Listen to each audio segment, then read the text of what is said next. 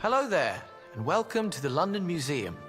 Thank you for stopping by the Hall of Ancient Technology.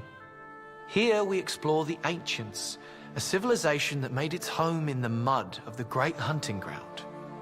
When mankind was brought to its knees, we were lucky that a true visionary stepped forward, Nicholas Quirk.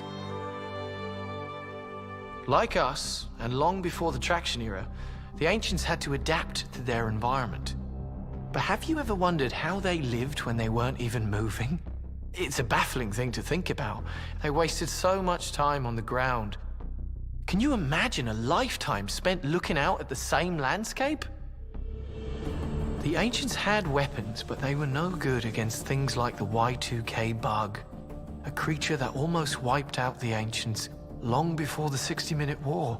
It was such a scary time. Monsters, bugs, static homes. We've found many relics from the era of the ancients, but they're difficult to log. For record keeping, we know they came to favor devices they called computers, which might have originally been used for solving equations and such. Eventually, these computers kept logs of everything, including memories. And since we can't unlock them, we have no clue what the ancients thought about their world. But we do know what they thought about their gods. Countless religious relics have been found across the old American empire. But it's strange, there are no wheels anywhere to speak of. A god I worship must have a set of heavily armored wheels, for Quirk's sake. You're a god. Get some wheels. But the only sign of traction we have from the ancients leaves much to be desired. So while the ancients were primitive, their electronic machines were far beyond anything London's engineers have been able to build. And every machine our engineers have ever developed is based on some fragment of their old tech that archaeologists have dug up or our very own museum keepers have preserved. So there is a lineage, but the ancients' knowledge has morphed over time, kind of like our continents.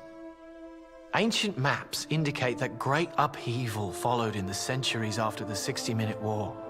If we go back far enough, we find an ancient world before the earthquakes, before the volcanoes, before glaciers dug out new mountains in the south. The ancients had such an amazing world to live in and explore. But for reasons we can't understand, they destroyed it. Maybe civilization will always be racing towards the unknown, even when it's not going very fast. And while we may not be any better off now than the ancients were, at least we're moving. And movement is life.